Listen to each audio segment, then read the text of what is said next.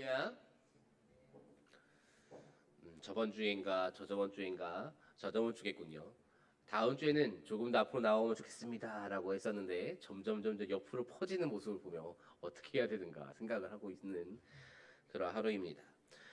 이제 장마가 시작됐습니다. 비가 참 많이 와요. 그럼에도 불구하고 이 굳은 날씨에도 이렇게 교회에 와서 하나님을 예배하는 우리 청년 여러분을 주님의 이름으로 축복하고 환영합니다. 우리 이 시간에 인사해볼까요? 사랑합니다. 축복합니다. 사랑합니다. 축복합니다. 네, 서로 사랑하고 축복하는 그런 공동체가 되기를 주님의 이름으로 축복합니다. 이러한 말이 있습니다. 아는 것이 힘이다. 내가 아는 만큼 더 잘 대비하고 준비할 수 있기 때문인가? 아는 것이 힘이라고들 이야기를 합니다. 물론 모르는 것이 약이다라는 말도 있긴 하지만 당하는 입장에서는 물론 모르는 것이 약일 때가 있겠지요. 하지만 아는 입장에서는 아는 만큼 보이고 또 아는 만큼 더 효과적인 무언가를 준비하기가 쉬워집니다. 그래서 자신의 전공, 자신의 어떠한 자신 있는 영역에서만큼은 그 누구보다 더 많이 알고 싶어 하는 것이 사람입니다. 그런데 어떤가요? 내가 가지고 있는 이 전공적인 어떠한 지식 그런 거 알면 알수록 점점점 자신이 없어집니다. 알면 알수록 내가 이 분야에서 얼마나 작은 존재인지를 깨닫는 것 같을 때가 참 많이 있습니다. 그래서 어떻게 되나요? 그런 사람들이 좌절하거나 아니면 그 길을 포기하기도 합니다. 그와는 이제 완전히 정반대되는 사람도 있습니다. 아까는 자신에 대해서 그러니까 이 전공, 이 지식 어떠한 것에 대해서 알면 알수록 내가 너무나도 약하고 내가 너무나도 조그마하구나. 난 이렇게나 참 별 볼 일 없구나를 깨닫고 좌절했다면 아예 정반대적으로 내가 이만큼이나 알아. 내가 누구보다 더 많이 알고 있고 그래서 누구보다 더 잘해라고 생각하면서 자존감이 높아지는 것을 넘어서 이제 교만해지기까지 하는 그러한 사람도 있습니다. 그런데 이제 심지어 다 아는 것도 아니어서 그러한 사람에게 무언가를 맡기면 잦은 오류가 발생하곤 합니다.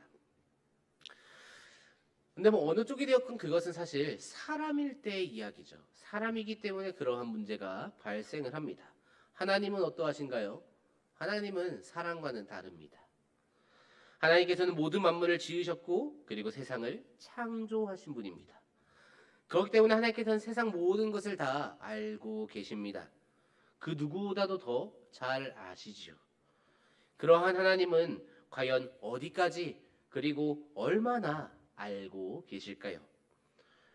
오늘 우리가 읽은 이 시편은 다윗의 시입니다. 그가 하나님을 찬양하되 하나님의 전지전능하심을 찬양한 그러한 시편입니다. 오늘의 이 시편 말씀을 통해서 우리 하나님이 어떠한 분이신지 그리고 우리는 그러한 주님께 어떠한 자세로 나아가야 하는지 다시금 되새기고 결단하는 시간이 되기를 소망합니다. 먼저 우리는 살펴보시는 주님을 볼 수 있습니다. 오늘 본문 1절 말씀입니다. 여호와여 주께서 나를 살펴보셨으므로 나를 아시나이다. 아멘. 다윗이 지금 말하고 있습니다. 주께서 나를 어떻게 했다고 합니까? 살펴보셨다라고 이야기합니다. 주께서 나를 살펴보셨으므로 나를 아시나이다 라고 이야기를 하고 있습니다. 여기에 쓰여있는 이 살펴보다라는 이 단어를 원어로 하카르라고 합니다. 하카르. 잘 외워두면은 쓸 일은 없겠군요. 하카르라는 단어가 쓰였는데 이 단어가 꿰뚫다, 꿰뚫어보다 이런 정도의 뜻을 가지고 있습니다. 다윗을 꿰뚫어 보셨기 때문에 다윗에 대해서 알고 계신다라는 그러한 것이지요. 그런데 이 단어에 대해서 이제 조금 더 상상하기 쉬운, 조금 더 파악하기 쉬운 그러한 뜻이 한 가지가 더 있는데요. 그것은 조사하다라는 뜻입니다. 정확히 말하면은 조사하고 탐지하다라는 뜻을 가지고 있습니다. 한번 생각해 볼까요? 꿰뚫어보다는 어떠한 사람에게 많이 쓸까요? 뭔가 좀 직관이 많이 필요하고 탐정이나 그러한 사람에게 아마 꿰뚫어보다 이러한 단어를 많이 쓸 것 같습니다. 그런데 조사하고 탐지하다는 어떤가요? 이건 어떠한 사람이 제일 많이 쓸까요? 이 단어를 많이 쓰는 것은 보통 정찰병들에게 많이 사용하곤 했습니다. 정찰병들의 목적이 무엇인가요? 상대에 대해서 알아내는 것이죠. 우리가 모르고 있는 정보를 가지고 오는 것, 그것이 정찰병들의 목적이었습니다. 쉽게 말해 정찰병들의 목적은 작정하고 알아내는 것이에요. 그런데 지금 다윗이 뭐라고 얘기하고 있습니까? 하나님께서 작정하시고 자신에 대해 알아내시기 위해 조사하고 탐지하셨다라고 말할 만큼 하나님이 다윗에 대해 너무나도 잘 알고 있다라고 이야기를 하고 있는 것입니다. 쉽게 말하면 이것은 다윗이 하나님의 그 전지함을, 하나님이 모든 것을 알고 계신다라는 것을 가장 효과적으로 그리고 가장 찬양하듯이 높이면서 이야기하고 있는 것이지요. 안고 섬과 생각까지도 아시는 하나님이시기에 자신에 대해서 모르는 것이 없다라고 고백합니다. 맞습니다. 하나님께서는 세상 모든 것을 다 아십니다. 우리도 이렇게 고백합니다. 이렇게 고백하는 거 어렵지 않아요. 하나님이 모든 것을 아십니다 라고 이야기하는 것이 무엇이 어려울까요? 어렵지 않죠. 세상을 창조하셨는데 그 안에 있는 것들 중에 하나, 이거에 대해서 얼마나 아실까를 고민하는 것 자체가 사실 미련한 것처럼 보일 때도 있습니다. 그런데 하나님께서 모든 것을 아신다라는 이 고백, 이것을 멈추면 안 됩니다. 우리는 이 고백을 멈출 때가 너무나도 많아요. 당연한 것이지, 당연한 거지라고 생각하면서 한번 하지 않기 시작을 하면은 우리의 입에서 그러한 고백이 나오지 않고, 그러한 고백이 나오지 않으면 결국에 믿음의 선포가 나오지 않는 것이지요. 이 고백이 어디까지, 이 믿음이 어디까지 이어져야 하나요? 오늘 다윗은 하나님께서 나에 대한 모든 것을 아신다라고 말하는 이 고백이 자신이 처한 상황을 알고 계신다라는 그것까지 이어졌습니다. 이것이 무슨 말인가요? 다윗이 처한 모든 상황을 하나님께서 아시기 때문에 그 다윗의 억울함까지도 알고 계신다라는 것이죠. 우리가 살아가다 보면 억울할 때가 참 많습니다. 그런데 오늘 말씀이 우리에게 어떠한 위로를 줍니까? 그 억울함까지도 누가 알고 계신다는 겁니까? 하나님께서 알고 계신다라는 것이죠. 그렇기 때문에 그 억울함 하나님께서 갚아주신다라는 그 소망이 우리 안에 있을 수 있습니다. 사랑하는 다니엘 청년부 여러분, 여러분이 소망하는 하나님은 어떠한 하나님이십니까? 모든 것을 알고 계십니까? 아니면 내가 보여드린 것만 아시는 그러한 하나님입니까? 하나님께서는 우리의 모든 상황과 우리의 이름과 성격과 환경과 살아가고 있는 그러한 모든 것들 다 아십니다. 그런 것은 모든 것을 다 꿰뚫어 보실 줄로 믿습니다. 그리고 그러한 주님께서는 여전히 우리를 바라보고 계십니다. 우리가 어떠한 상황에 놓여있든지 간에 하나님께 나아가야 합니다. 하나님께서 어차피 다 알고 계세요. 저 아이가 힘들구나. 저 아이가 지금 마음이 많이 힘들어서 내게 나아오기 참 거북하겠구나라는 그런 것까지도 하나님께서는 알고 계십니다. 그렇기 때문에 우리는 하나님께 더욱 나아갈 수 있다라는 것이죠. 만약에 하나님이 그것을 모릅니다. 그러면 우리가 거북한 채로 하나님께 나아가면은 쟤는 왜 내게 나아올 때마다 저렇게 거북하게 나올까라고 오해하실 수도 있겠지만 전지하신 우리 하나님께서는 그러시지 않다라는 것이죠. 사람 간에는 사람이 서로를 모르기 때문에 저 사람의 상황과 기분 그런 것을 전혀 모르기 때문에 그런 오해가 생기곤 합니다. 왜 저 아이는 저것을 맡겨야 하는데 왜 저 사람은 저것을 저렇게 해결을 할까? 왜 저렇게 못할까? 왜 그렇게 하지 못할까? 이러한 생각을 하면서 안 좋게 볼 수 있고 내게 다가오고 나와 친하게 지내는 것에 대해 좀 부정적인 마음이 들 수 있지만 그것은 사람이 불완전하고 모르기 때문이고요. 하나님은 모든 것을 아시기 때문에 그 모든 상황 다 알고 계신다라는 것이죠. 그리고 그러한 하나님이시기에 필요하면 위로를, 또 필요하면 힘과 능력을, 또 때로는 채찍을 들어서라도 하나님의 길로 인도하신다라는 것입니다. 모든 상황을 다 내어놓고 하나님의 그 도우심을 기도할 수 있는 그런 우리 다니엘 청년부가 되기를 소망합니다. 그러기 위해서 우리가 해야 하는 일은 나의 모든 것을 다 알고 계시는, 나를 꿰뚫어 보고 계시는 그 하나님께 나아가는 것입니다. 하나님께 나아갑시다. 도우심을 기도합시다. 우리의 모든 것을 알고 계시는 주님께서 우리를 도와주시리라 확신합니다. 그러한 확신을 가지고 우리 주님께로 나아갈 수 있는 다니엘 청년부 되기를 주님의 이름으로 축복합니다. 우리가 볼 수 있는 하나님은 또 어떠한 하나님일까요? 오늘 말씀에서 볼 수 있는 또 다른 하나님의 모습은 모든 곳에 계시는 주님을 우리는 볼 수 있습니다. 오늘 본문 말씀 7절과 8절 말씀입니다. 내가 주의 영을 떠나 어디로 가며 주의 앞에서 어디로 피하리이까? 내가 하늘에 올라갈지라도 거기 계시며 스올에 내 자리를 펼지라도 거기 계시니이다. 아멘. 다윗이 지금 뭐라고 말하고 있나요? 어디로 가더라도 하나님을 피할 수 없다라고 이야기합니다. 심지어 그곳이 하늘일지라도 그리고 스올일지라도 그럴 것이라고 합니다. 하늘은 우리가 잘 알고 있는 단어입니다. 하늘 했을 때 하늘이 어디지 하고 생각하는 사람은 없을 거예요. 스올은 어딘가요? 스올은 죽은 자의 세계입니다. 그곳에마저 하나님께서는 계시다라고 지금 다윗이 말하고 있습니다. 쉽게 말하면 하나님께서 계시지 않은 곳이 없다라는 것이지요. 다윗은 이 사실을 믿었습니다. 이 사실을 믿는 것과 아는 것은 너무나도 큰 차이가 있어요. 다윗은 이 사실을 믿었습니다. 그래서 자신의 말과 행동을 더더욱 조심하게 됩니다. 왜죠?